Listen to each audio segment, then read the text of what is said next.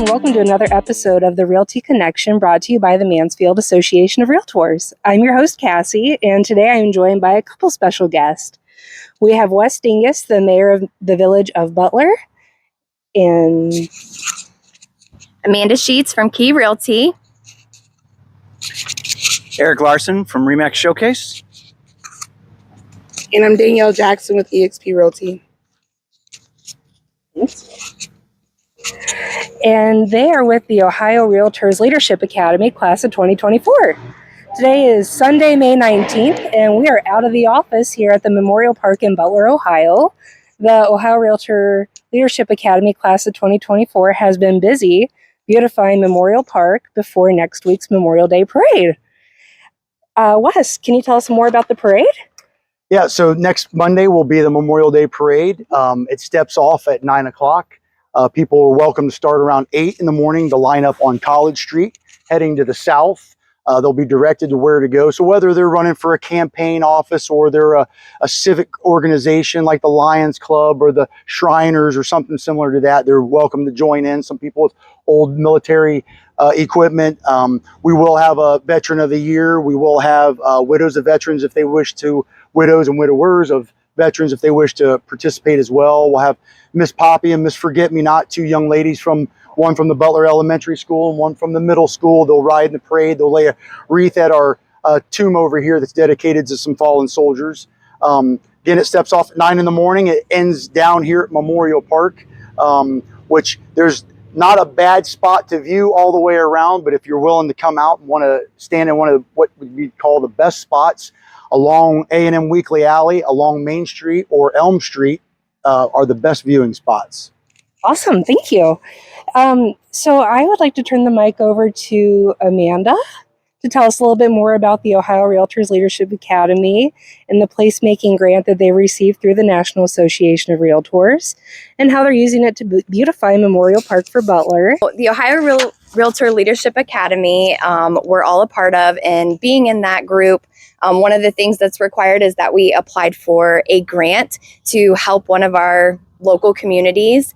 And thankfully, after joining the organization, we realized that Mansfield was open to us coming and helping here, which is great, obviously, because it's home to me.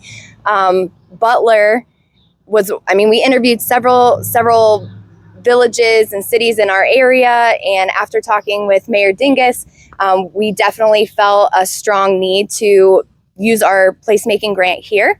So with that being said, since we decided to move forward, we chose Memorial Park because it's a focal point of this community, and we feel like it was something that everybody celebrates that's from here and comes here, sees it, and it was something that we wanted to definitely make the focal point of the community, as our veterans are the focal point of our country. So we obviously, as we look around here, we have new gravel, we have done a lot of painting, we've done a lot of upgrades, and there's more still to come that didn't quite make Memorial Day, but we're really excited for what we do have done. So we hope that you'll join us in celebrating this on Memorial Day. And we're going to include some before and after pictures at the end of this, so please watch it all the way through. Mayor Dingus, would you mind telling us how this may impact the community? Well, first of all, if I want to say thank you to all, it is a blessing to have this. Being in a small community, nobody's really knocking down the doors to give extra, but these folks definitely did. So most communities have a town center, a town square. It might be some major structure, might be a concrete monument of some sort. Really, our town square is right down here at Memorial Park, right at our local traffic light. So when people come in and they have to stop, whether they're going to the Prairie Peddler or other places, maybe they're going camping to Mohican or Loudonville, they come through Butler, this is something that they're going to see. And even though we've always taken pride in the park, limited resources on what we can spend each year. So I'm thankful for the additions that's going to be not just for one time a year, but it's going to make the park look great all year long. Just looking around here, other than the fresh gravel, there's brand new benches. I know there were pictures of some maybe splinter hazards. And these are beautiful, nice plastic benches that'll last a long time. They're busy power washing the sidewalks. New handrails were installed. Who By installed Watman those? Hardwood. Watman Hardwood right here in Butler. Yep, they do cabinetry and things for home. They saw up lumber, but this is purchased treated lumber, but they spent the money for that. Actually, Amanda asked them to do it, and then they provided the labor to install it as well. It's a nice way for the businesses to help the community too. It is. Would you guys mind telling us what your favorite experience of the Leadership Academy has been and what you've maybe learned so far? My favorite part of the Ohio Realtors Leadership Academy is the mass amount of learning that I have and the valuable knowledge I've gained from being in the Leadership Academy in regards to how our National Association of Realtors works in conjunction of our state organizations and all the way down to our local boards. I've also learned about the impact of our RPAC in our Realtor Party. And I also learned about how the National Association of Realtors works with the local boards in providing funding to do such things such as what this Placemaker Grant did to help beautify Butler in our local communities in areas where these things do affect our real estate communities as well. And also it helps us bring back a lot of great valuable resources to the communities and make it more vibrant for everyone. I think my favorite part of Ohio Realtors Leadership Academy so far has definitely been all the connections that I've made. And not only have I been blessed to be a part of this group, but also, you know, there's 12 of us in total from clear across Ohio, from Cincinnati all the way up to the lake. And so it's been great to understand that, you know, we have one common thing, and that's real estate, but it's so different from territory to territory. And it's been so great to learn, you know, that you have a partner in this business, you know, across the state, regardless of where you go. So that's been wonderful, the relationships that we've made so far. I would agree with both of you guys. In my opinion, it's amazing what you learn as an individual about yourself and about our community, about our business, about it's not necessarily what you know, but it's who you know and who they know and what they know. And I'll tell you what, that is just amazing to see that web of understanding and knowledge and how that can affect not just your own business, but the people around you and the communities around you. I mean, Butler is a town very similar to where I grew up, a little teeny-weeny town that people forget about sometimes. And honestly, most of America is these little tiny towns. A lot of these little tiny towns all over everywhere. And I really appreciate learning how we can magnify everybody. And I wanted to thank everybody here for their hard work, and just wanted to remind everybody too, you know, the grant money allows them to purchase the things that they needed to do this, but the beautiful items and all that, the materials to do it, but it's their hard work and their big hearts and dedication that actually brought this all together. So it's really special to be a part of, and I'm glad we got to be. They're working hard to make Memorial Park a nice space for Butler residents and the visitors along the bike trail. And I can't wait to see your group presentation and cheer you guys on at the convention and expo in Columbus in September. Thank you guys. Thank you. So Wes, Yes, let's ma'am. talk a little bit about Butler. All right. Look forward to it. Thank you guys. We're going to let them get back to work. So, I have some questions ready here for you. Yes, ma'am. I was wondering, what are your top priorities to address in Butler over the next year? So through the next year, right now we've actually got a water line project that's slated to go out to bid. We'll open up the bids on the 18th of June, and it's actually replacing a water line that was put in 1938. And that's what we're encountering throughout the entire community. We have aging infrastructure. Mm-hmm. Water line, sewer line, storm sewer. So through the next year, to get through that project, which would be replacing a water line on Grant Street, the entire distance, to a larger size, new line. And then we're also doing some sewer rehab. Instead of replacing line, we actually go and it gets cleaned, and then a for better word, it's a fiberglass bag gets blown inside that pipe and it just relines it. So you're not having to open, dig, and replace. They're just relining what we already have. A machine goes in, it already knows where the laterals, it's lines coming from each individual homes or businesses. It cuts a hole in to allow that sewer water, whatever, into the line, and it takes care of it, making it watertight, so we don't have to treat rainwater at our local regional wastewater treatment plant. Well, yeah, you have a lot going on. Yes, there is a lot going on. That's good, though. Yes, ma'am. And what is your vision for the village's development over the next 5 to 10 years? So I do appreciate that question because it's actually made me think about 5 to 10 years. Most people's lives, that's a long time. In the next 10, we'll almost have our 30-year water tower paid off. Oh. So you think we'll only have been into our brand new regional plant for 13 years on a 30-year loan. So really 10 years isn't really even that far out when you're talking about some big projects take 30 years to pay off.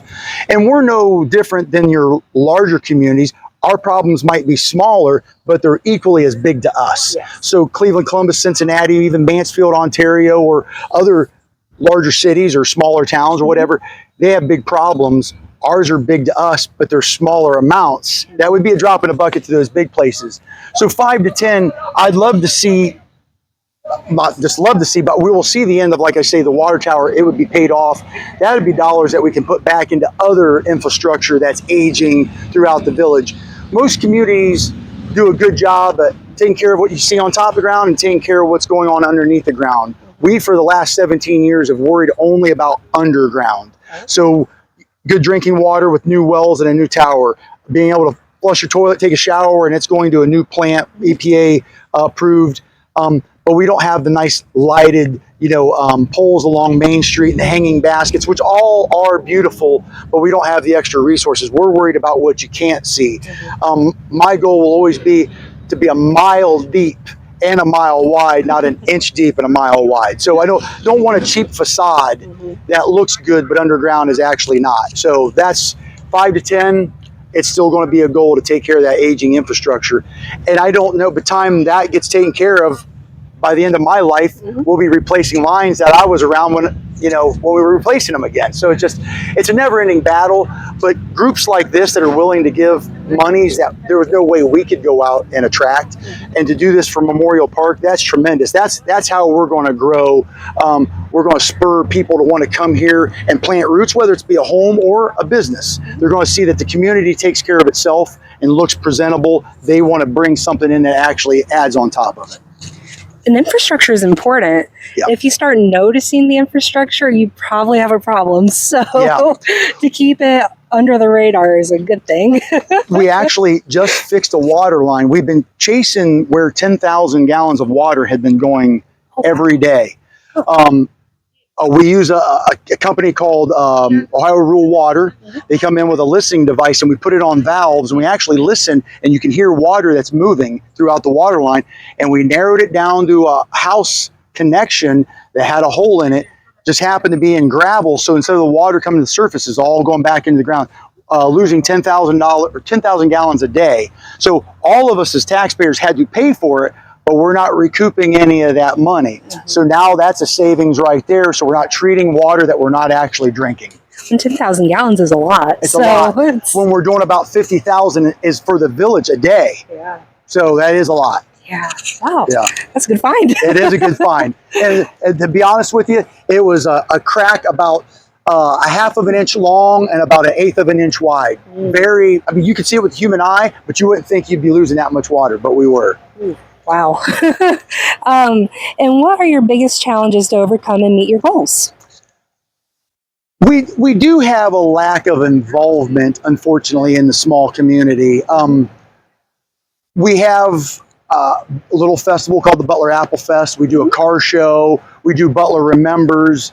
We do some different events that are for the community. I think the community coming out and actually, whether they spend money or they just enjoy the free entertainment, I think that would actually help with the goals of what you see on top. The goals at meeting underground, like we talked about the infrastructure, we always apply for grants, and that's our tax dollars coming back to our community. Some grants are 0% interest and some are forgivable, so we don't have to pay any of it back. those are the grants that are best and more attractive to us because we don't have to create where is the money coming from. Yeah. But with the regional wastewater treatment plant, with the water tower, with these water lines or sewer lines, some of those are zero interest, but we still have to come up with the money. So those are challenges when you have, just like people's homes, we have an inch of money that has to go a foot. So we got to be really diligent on where we spend it. Still worried about roads, maintenance of those. We got wages. We have maintenance on just buildings and vehicles. I've been blessed to work with a really good group of council members, whether our council president, Natasha, she's actually our library manager.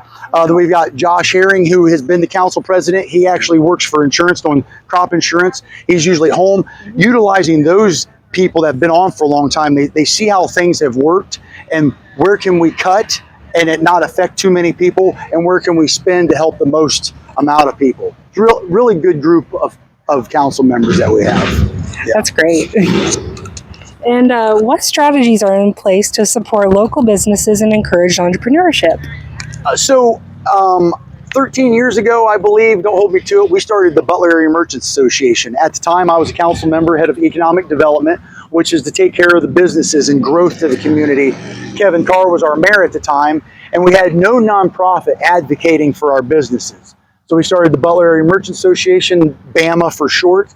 That led into starting a monthly newsletter. So it's like a newspaper outlet that has positive things for our community because we had no paper advocating for Little Butler, which that spurred then the car show and the Apple Fest. But the newsletter goes out. The area businesses pay an amount every year to be part of it. Then they get the advertisement. They have something special going on, maybe a 50% off sale or special on oil change or car wash or something at one of our local eateries. They can put that in there. People can rip that coupon or whatever out, or just special events. Maybe it's a happy birthday to somebody that's been in the community and they're celebrating their 100th year of living in this community, and we just want to give them a shout out. So that helps the surrounding communities see what's going on in Butler. Recently, business leaders have started, they're going to do it once a quarter, they're going to have coffee down at the Wiffle Tree so they can kind of get connected with each other. So when the gentleman that might own our local IT company, Syntech, says, oh, well, I have a client that's needing a roof, he can steer them towards Mid-Ohio Roof, which is in Butler, to get them, instead of having to look outside. Or, well, we're going to have an event, we need to have food, why not the Wiffle Tree or the 5 Points or Ducky's around the corner? So our business is utilizing each other and then getting that word out there. So the paper has been a good thing because our local little Wiffle Tree restaurant, that's where most of them leave. And I know a lot of communities from around the area come here on Sunday and they take those papers with them. So now they know wing nights on Tuesday at the Tall Timber, or what specials are going out at local repair facilities. And we've got A&M Weeklies right next to us, have been here for 103 years. He's always been instrumental in our community and giving back, and people can be like, oh, well, maybe I'll buy my next car in Butler. So that little paper is a key. Networking and communication, it goes a very long way. Yeah. You keep seeing the Apple Festival. I think I seen a sign on the way in June 7th and 8th. Yes. Typically, it started out in October. You think apples. The reason why we picked the Apple Fest is a previous council member, Donna Seacrest. She had thought of Circleville. They have the pumpkin show, and they've got a water tower with a big pumpkin. And our logo was the apple. We're the core of apple country, where Johnny Appleseed went north of us or south of us. So we're right about in the middle. Apple's been a logo. So she said, well, why not something like an Apple Festival? And boom, took that idea of hers. We ran with it. Again, Kevin Carr was the mayor. We started it. Not a whole lot to do with apples, especially now June 7th and 8th.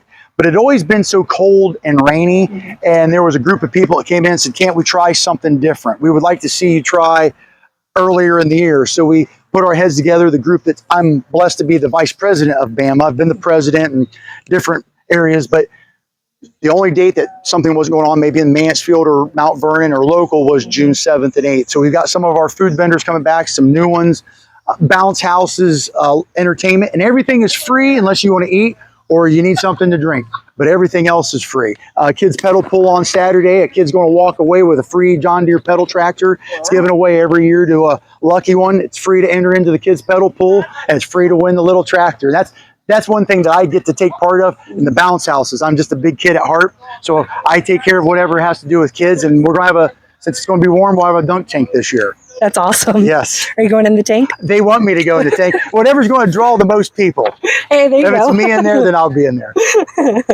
And then just from being here, I got here around 1 o'clock, 1:30. Your phone has been going off the hook. People stop by, they see Wes out here working in the park. They pull up and hey, and pull him over. So question number 6, I feel like I know a little bit of the answer to, but how do you engage with residents to make sure their voices are heard in decision-making processes? I'm going to use the word blessed because I am very blessed. I've been able to be part of this community since 1989. I wasn't born here, I was born in Ashland, but my mom's boyfriend lived here, and there's people around here that know me longer than I've known me. But so it's like I've been here my entire life. I will serve this community whether I have a title or not till the day I die. But Facebook and the internet have done some tremendous things to help people stay connected, but it's also created some unneeded stress and drama. My biggest thing is when somebody has a concern, maybe they feel their water bill's been going up, maybe they feel that their roads or their streets been neglected, maybe they feel that the water, sewer, street people aren't doing their job. People feel like when you're reading something online, Facebook, that it's somebody talking down to you. And if I respond, could be the same response verbally as it feels like I'm doing that back. I love to meet somebody at their kitchen table. If they don't want me to come to their home, they're welcome to my home. If they don't want to meet at my home, we can meet in the park, Hitchman Park. We can meet here in Memorial Park. We can go down to Village Hall. Communication is lost, even with punctuation, in those texts and emails. So open door, my phone number is out there. And if I'm alive, I'm on the duty. Even if I leave the state. Last year, my wife and I went on a belated honeymoon. My phone was on. Whether it was Village Hall or an individual, my phone, I might not be able to answer all the time, but I will respond back. Council meetings are open to the public. I encourage public to come to the open meetings, especially to the committee meetings that deal with water, the sewer, the streets, finances, economic development, or safety. And safety is a big one all the time, speeding and things like that. But that's always open to the community. And I live right next to Village Hall, so everybody pretty much, and they stop quite often too. When somebody pulls in, I just know to put my shoes on and greet them at the door. That's awesome. Small town charm. And how can the community get involved to help meet the goals to help Butler thrive? I would absolutely enjoy if groups, whether it be a older gentleman group or older ladies group, or maybe it's a card club get together, and when we get the planters that are going to be placed up here, this is part of what this team has gotten us as planters to make Main Street look good. Maybe they could adopt one of them planters, and they're going to take care of it. They're going to make sure that the flowers are always watered, or they'll plant something in there, or they'll adopt multiple planters, and when it goes from summertime to getting towards fall, they'll put some fall decorations in them. They don't need to become large ashtrays. They need to be good decorations. So that's a way for the community to help. We do have some younger groups, the FFA, that like to come out and do things. But attending the Apple Fest Car Show, Butler Remembers, anything that's going on in the community, that helps, because that we get the gauge on how is this helpful to the community. Do they enjoy it? Do we need to do something different? And some people come and they're like, I wish you would, and we try to incorporate that. There's so few people though that help. I might have 5 bills on my hat, but you can only do one thing 100%. And after that, is it 50-50? Is it 25-25? Is it, you break it up either way. You can only be a good husband, a good dad, a good mayor, with the help of everybody else. So getting involved and donating of time, talent, and treasure, however you can, goes a long way. I think I heard maybe a potential for a planter competition in the future. Yeah, there you go. That's a great idea. Thanks for the idea. Yeah. Well, Wes, I don't want to keep you too long, but I want to thank you for your time. Thank you. And Appreciate you letting the Ohio Realtor Leadership Academy helps them to graduate. It's one of their requirements to either do a grant or put on a class or something, and they felt more drive to help a community. So helping you guys helps them, and it's just great to be a part of it. Well, the first day that I met a handful of them, I felt so excited. Just the enthusiasm that I felt from them. Mhm. Of course, Amanda grew up down the street from where I currently live, and I remember, and her dad and mom still live down the street from us, and see them and wave. But the others I had never met before, but it almost felt like we had an instant connection. I appreciate their want to help out our small community. Appreciate you as well to interview me, and hopefully somebody else in the small community will think, you know what, that's the lift that they need, or the boost, is just to go out and get an organization that will help them get over a hump that they might be trying to traverse. We're glad to be a part of it. Thank you very much. Appreciate it. Thank you. And then while we're here, I wanted to take a moment to remind our members that we have some great events and educational opportunities coming up. Remember to RSVP for our coffee chat. That is on June 7th at the City Grill in downtown Mansfield. And we're also going to have Jody Perry with us on June 6th at our office. We're going to have a coffee chat with her. We're still collecting items for Camp Hope. The last day to drop off is June 1st at our office at 1101 Lexington Ave. Camp Hope offers campers ages 6 to 17 a variety of activities designed to develop coping skills, explore feelings, and memorialize loved ones. We're collecting individual packets of goldfish, fruit snacks, cookies, and chips. We're also collecting mini candy bars. We're also accepting monetary donations, and we can do the shopping for you. And if there is any money left over from monetary donations, it's all going directly to Camp Hope. Then they can use that to get anything else they might need. And a reminder, our office will be closed on Monday, May 27th for Memorial Day. And I wanted to thank you all for taking the time to join us for another episode of the Realty Connection. Remember to like and subscribe our YouTube channel. Follow us on Facebook, where we share this video every Friday. We try to do every Friday. And if you have any topic ideas, special interviews you would like us to conduct, let us know. We want to hear from you. Our number is 419-756-1130, or you can email us at staff@mansfieldboard.com. Where can people find your information, Wes? My email address is mayor@villagebutler.com. We're actually currently working on a new website because we're going to be changing over the way we do water billing. So we're incorporating a new website, which will be villagebutler.com. I do have a mayor's Facebook page. I'm not the best on it. It's mainly there for residents of the community. Something, maybe a water line is broken. There's a boil advisor, or letting them know that an event's coming up. But you can follow me on Facebook. Mayor Wes Dingus. It's a tool. Use it. Thank you so much. Thank you. Have a Really good day. appreciate it. You as well. Thank you.